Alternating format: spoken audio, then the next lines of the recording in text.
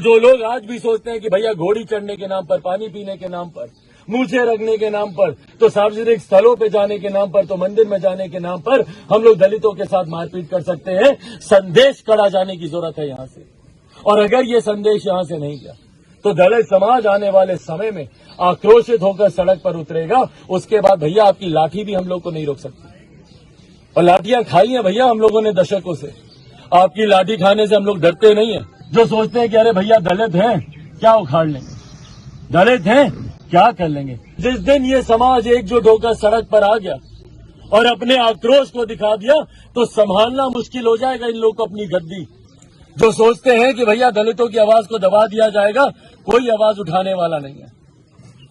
हमारे नेता, मेरे नेता आदरणीय रामविलास पासवान, पूरा जीवन उन्होंने समर्पित किया दलितों को मुख्य धारा के साथ जोड़ने के लिए। उन्हीं का खून हूं मैं, उन्हीं का अंश हूं। मरता मर जाऊंगा, पर इस मनुवादी सोच के सामने समर्पण करने वाले लोग नहीं है हम लोग। जितनी लड़ाई लड़नी पड़े हम लोग लड़ेंगे। आप लोग ये सोच रहे हैं कि भैया मुट्ठी भर लोग हैं, लाठी से हम लोग इनको दबा देंगे। मुट्ठी भर लोग नहीं है। जिस परिवार ने अपने बच्चे को खोया, उस परिवार के ऊपर लाठी चलाई जा रही है, उनके पिता के ऊपर, बुजुर्ग दादा के ऊपर। बच्चा जो जानता नहीं है सही गलत में, उसके साथ आपने ऐसी घटना को अंजाम दिया है। ऐसी निर्मम हत्या के लिए फांसी से कम इस अपराध के लिए कोई सजा हो नहीं सकती। जय भीम, नमो बुद्धाय। मैं राजकुमार मांझी और आप देख रहे हैं द एक्टिविस्ट। इस वक्त की बहुत बड़ी खबर है। राजस्थान का जो मामला है वो बहुत तुल पकड़ चुका है। राजस्थान में जो घटना घटी, इंद्र कुमार मेघवाल जो एक 9 साल का तीसरी क्लास में पढ़ने वाला बच्चा था, हेडमास्टर का मटकी का पानी पी लिया और हेडमास्टर का नाम था छैल सिंह। छैल सिंह ने इंद्र कुमार मेघवाल को इतनी बुरी तरीका से पीटा कि 22-23 दिनों के बाद उसका मृत्यु हो गया। कारण था छुआछूत, क्योंकि हेडमास्टर ऊंची जाति का था और वो जो बच्चा था वो दलित नीची जाति का। ऐसा छुआछूत का मामला सामने आया और उस बच्चे की पिटाई हुई और मृत्यु हो गई। ये मामला क्या बहुत बड़ी खबर बन गई और बिहार तक आ गया है। बिहार के जो है नेता चिराग पासवान वो पहुंच चुके हैं अब राजस्थान के जलौर जिला के सुराना गांव में, और वहां जाते हैं उन्होंने फटकार लगाना शुरू कर दिया कि किस तरीके का मानसिकता आप लोग रखते हैं। आज के 21वीं सदी में आज भी छुआछूत आप लोग मानते हैं और इस तरीका से आप चाहते हैं कि भारत विकास करेगा। क्या कुछ कहा है और प्रशासन पर बरसे हैं। तनी थोड़ा सा चिराग पासवान का ये स्पीच सुनिए। एक छोटे से मासूम बच्चे को जो कि तीसरी कक्षा में पढ़ता था, आज वो इस दुनिया में नहीं है। संभवतः कल को वो बड़ा होकर डॉक्टर बनता, इंजीनियर बनता, प्रशासनिक सेवा में जाता, जो भी बनता, पर कम से कम अपने परिवार का सहारा बनता, अपने बूढ़े दादा का सहारा बनता, अपने पिता का सहारा बनता, अपने भाई बहनों का सहारा बनता। आज भविष्य के उस सहारे को छीन लिया गया। कारण सिर्फ मटके से पानी पीना। क्योंकि अभी भी कई ऐसी मनुवादी सोच के लोग यहां पर हैं जो इस छुआछूत में विश्वास रखते हैं, जो भेदभाव करते हैं जाति के आधार पर। और शर्म इस बात पर आती है जो लोग उन लोगों का संरक्षण करते हैं। आज एक छोटे से बच्चे को मार दिया जाता है क्योंकि उसने एक ऐसे मटकी से पानी पिया और उस टीचर को बर्दाश्त नहीं हुआ कि इसने मेरे मटके से इसने कैसे पानी पिया। तीसरी में पढ़ने वाला बच्चा, उसको कितनी जानकारी होगी भैया कि कौन सी मटकी अपर कास्ट की है, कौन सी मटकी दलितों के लिए रखी है, कौन सी मटकी पिछड़ों के लिए रखी है, कौन सी मटकी अल्पसंख्यकों के लिए रखी है। शिक्षक की जिम्मेदारी है कि डॉक्टर बाबा साहेब भीमराव अम्बेडकर की दी हुई शिक्षा को आगे लेकर चलें। जहां पे समान अवसर की बात डॉक्टर बाबा साहेब भीमराव अम्बेडकर ने कही, हर किसी को बराबरी का अवसर मिले, उसकी बात उन्होंने कही। एक समान शिक्षा की बात की। और यहां पर वही शिक्षक बच्चों में जातिवाद की भावना डाल रहा है, जात पर में भेदभाव किया जा रहा है। और उसके ऊपर हमारे प्रशासन के लोग जो इस कार्रवाई पे लीपापोती करने का प्रयास कर रहे हैं। मैंने पत्र लिखा था मुख्यमंत्री जी को, पर जो मुख्यमंत्री खुद ऐसी घटनाओं में भेदभाव करते हैं, उदयपुर की घटना होगी तो मुख्यमंत्री स्वयं जाएंगे, क्योंकि वो किसी और जाति की बात है। वहां पर स्वयं जाकर न सिर्फ 50 लाख रुपए का मुआवजा दिया जाएगा, बल्कि तत्काल प्रभाव से पीड़ित परिवार के 2-2 सदस्यों को सरकारी नौकरी दी जाएगी। और यहां पर क्योंकि एक दलित परिवार है, आपने मुआवजा देना तो दूर, आपने आने तक की जहमत उठाना जरूरी नहीं समझा। और आपके जितने मंत्री यहां पर आ रहे हैं और आश्वासन दे रहे हैं, भाई सरकार आपकी है, उन मंत्रियों के आश्वासन से क्या होता है भैया? सरकार आपकी है, तत्काल प्रभाव से ना सिर्फ आप मुआवजा दीजिए, बहरहाल आपके मुआवजे से बच्चा तो लौटेगा नहीं, पर कम से कम एक आर्थिक सहायता परिवार को होगी। जो परिवार को सरकारी नौकरी नहीं दी जा रही, क्यों भैया? और ये दलित, यही दलित परिवार हैं, जब चुनाव आएंगे तो इनके आस पास लोग दौड़ेंगे, वोट बैंक बनाया जाएगा, इनके लिए योजनाएं बनाई जाएंगी, चुनाव में बड़े बड़े वादे किए जाएंगे और सबकी तरफ से किए जाएंगे, सत्ता पक्ष हो विपक्ष हो। पर आज जब इस परिवार से कोई जा रहा है तो सिर्फ यहां पर खाना पूर्ति करने के अलावा कुछ नहीं किया जा रहा।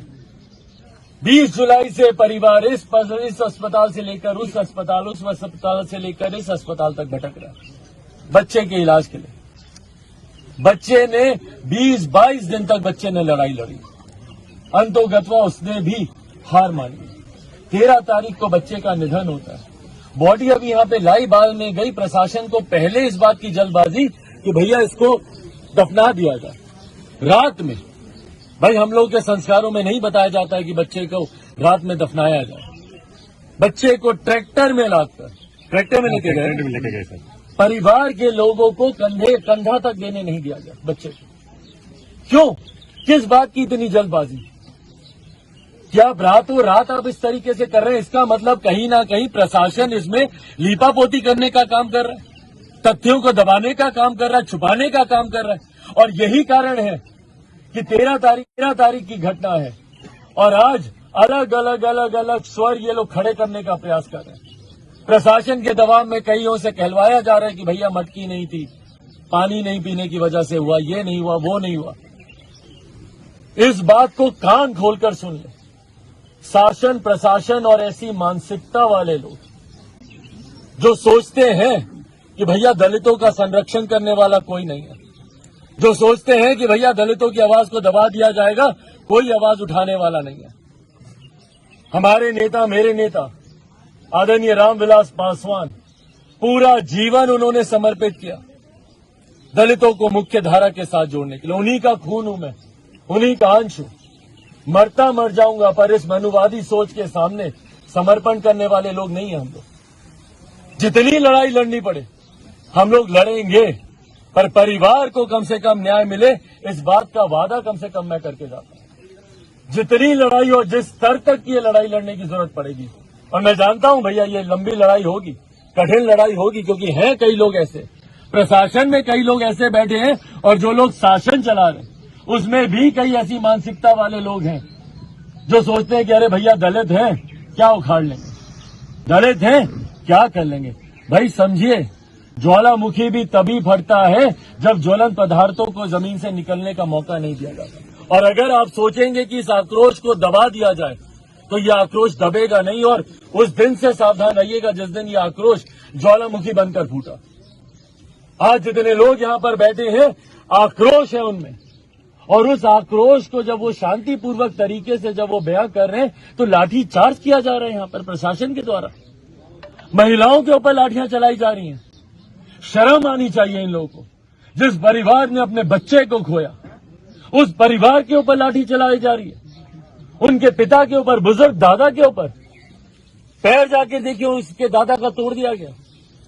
जहां पर महिलाएं बैठी हैं, नाक की नस उनकी तोड़ दी गई लाठी चलाकर, वो भी पुरुष पुलिसकर्मियों के द्वारा। क्या दबाने की कोशिश कर रहे हैं भैया आप लोग? आप लोग ये सोच रहे हैं कि भैया मुट्ठी भर लोग हैं, लाठी से हम लोग इनको दबा देंगे। मुट्ठी भर लोग नहीं है, पूरा देश आक्रोशित है इस घटना को लेकर। अगर कोई सोचे कि भैया ये एक जिले की बात है, एक जिले की बात नहीं है, ये प्रतीक है उस मानसिकता का जो मानसिकता सोचती है कि भैया दलित आज भी अत्याचार के ही शिकार हो सकते हैं। क्यों भैया सिर्फ आज भी दलित को ही सार्वजनिक उससे पानी पीने से रोका जाता है, मंदिर में प्रवेश करने से रोका जाता है, एक दलित युवक को ही घोड़ी चढ़ने से रोका जाता है। पढ़ाई लिखाई की हम लोग बात करते हैं, टेक्नोलॉजी की हम लोग बात करते हैं, स्पेस में जाने की हम लोग बात करते हैं, और आज जाकर गांव में देखिए इस तरीके की मानसिकता को बढ़ावा दिया जा रहा है। कान खोलकर सुन ले, ऐसी मानसिकता को बढ़ावा देने वाले गए वो दिन जब अनुसूचित जाति के लोगों को अत्याचार का शिकारी मानते थे कि भैया उन पे जितना दमन किया जाए वो सब कुछ सहेंगे। आज पूरे देश का दलित, पूरे देश की अनुसूचित जाति एकजुट है और आक्रोशित है। और अगर इसको न्याय नहीं मिला, अगर इंद्र को अगर न्याय नहीं मिला, तो उसके बाद ये समाज आगे आज एकजुट होकर आएगा सामने। देखिए किस तरीके से इनके ऊपर लाठी चलाई गई है, नाक की नस इनकी तोड़ दी गई। ये है 21वीं सदी का समाज, जहां पर हम लोग बात करते हैं सामाजिक एकता की, एक भारत सर्वश्रेष्ठ भारत। दुनिया भर के नारे देने से नहीं होता है। सुन ले शासन प्रशासन के लोग यहाँ पे मौजूद, नारे देने से नहीं होता है। और जिस दिन ये समाज एकजुट होकर सड़क पर आ गया और अपने आक्रोश को दिखा दिया, तो संभालना मुश्किल हो जाएगा इन लोगों को अपनी गद्दी। जो लोग गद्दी पर बैठे अहंकार में बैठे बोल रहे हैं कि ऐसी घटनाएं होती रहती हैं। बार बार मैं कह रहा हूं, ये ज्वालामुखी है। अगर इसको निकलने का मौका नहीं मिला, ज्वलन पदार्थों को बाहर आने का मौका नहीं मिला, तो जिस दिन ये ज्वालामुखी फटेगा तो उसकी चपेट में बड़ी बड़ी कुर्सियां आएंगी, बड़े बड़े नेता उसकी चपेट में आएंगे। संभलना इन लोगों को मुश्किल हो जाएगा। आप सबके माध्यम से मैंने लिखित तौर पर भी मुख्यमंत्री जी से यह आग्रह किया। आप सबके माध्यम से मैं पुनः आग्रह करता हूं कि जो बच्चा गया कम से कम उसको आप लौटा नहीं सकते हैं, तो पीड़ित परिवार को न्याय दिलवाएं। और ये जो लीपापोती करने का प्रयास चल रहा है, अलग अलग तरीके की बयानबाजी के माध्यम से जो मामले को रफा दरफा करने का प्रयास चल रहा है, उस प्रयास को समाप्त करें। हर कोई जानता है कि घटना कैसे घटी, किस तरीके से घटी। जो दोषी है फांसी से कम उसकी सजा नहीं होनी चाहिए। जब तक उसको फांसी नहीं होगी, ये संदेश समाज में नहीं जाएगा। और जो लोग आज भी सोचते हैं कि भैया घोड़ी चढ़ने के नाम पर, पानी पीने के नाम पर, मूछे रखने के नाम पर, तो सार्वजनिक स्थलों पे जाने के नाम पर, तो मंदिर में जाने के नाम पर हम लोग दलितों के साथ मारपीट कर सकते हैं, संदेश कड़ा जाने की जरूरत है यहां से। और अगर ये संदेश यहां से नहीं गया, तो दलित समाज आने वाले समय में आक्रोशित होकर सड़क पर उतरेगा। उसके बाद भैया आपकी लाठी भी हम लोग को नहीं रोक सकती। और लाठियां खाई हैं भैया हम लोगों ने दशकों से। आपकी लाठी खाने से हम लोग डरते नहीं है, पर हाँ, न्याय के लिए अब हम लोग भी गिड़गिड़ाएंगे नहीं। यह हमारा हक है, हमारा अधिकार है। आप अगर हमको नहीं देंगे तो छीनना भी हम लोग को आता है। और सत्ताधारी लोग इस बात को समझ जाए। बच्चा जो जानता नहीं है सही गलत में, उसके साथ आपने ऐसी घटना को अंजाम दिया है, ऐसी निर्मम हत्या के लिए फांसी से कम इस अपराध के लिए कोई सजा हो नहीं सकती। मैं मुख्यमंत्री जी से आग्रह करूंगा कि इसका संज्ञान लें, एसआईटी गठित करें और कम से कम इसका स्पीडी ट्रायल कराकर दोषी के ऊपर सख्त से सख्त कार्रवाई हो और पीड़ित परिवार को तत्काल प्रभाव से मुआवजा मिलना चाहिए। ये लोक जनशक्ति पार्टी रामविलास की तरफ से हम लोग मांग करते हैं। और अगर इस मांग को पूरा नहीं किया गया, तो आने वाले दिनों में इसको लेकर एक बड़े आंदोलन के लिए राज्य सरकार तैयार रहे। और आने वाले समय में भाई चुनाव भी अब ज्यादा दूर नहीं है, हमारी ताकत क्या है, आने वाले समय में इसका भी अंदाजा इनको लग जाएगा। तो सुना आपने किस प्रकार से वो प्रशासन पर भड़क रहे हैं और बोल रहे हैं कि एक बुजुर्ग जो है उनके दादाजी को पुलिस कितना बेरहमी से पीट कर उसके टांग का हड्डी तोड़ दिया है, और महिलाओं को मारा है, नाक का हड्डी तोड़ दिया है, और पुरुष जो जेंट्स पुरुष महिलाओं को मारा है। ये कितना दर्दनाक और कितना शर्मनाक कहने वाली बातें हैं, जो प्रशासन ये बात समझ नहीं रहे। राजस्थान की सरकार है मात्र 5 लाख रुपया दे रही है मुआवजे में। क्या उस बच्चे की कीमत 5 लाख रुपया ही रह गया है? घर में 2 गो आदमी का सरकारी नौकरी दिया जाए और इस बच्चे को, इसके परिवार को पूरा इंसाफ मिले। इसके साथ हम खड़ी हैं, इसके साथ पूरा दलित परिवार के एक्टिविस्ट लोग खड़ी हैं, पूरा SC ST OBC माइनॉरिटी सब खड़ी है इसके साथ है। क्या प्रतिक्रिया है कमेंट बॉक्स में बताइएगा। अगर ये वीडियो आप फेसबुक पे देखते हैं तो शेयर कीजिए, और यूट्यूब पे देखते हैं तो सब्सक्राइब कीजिए। धन्यवाद।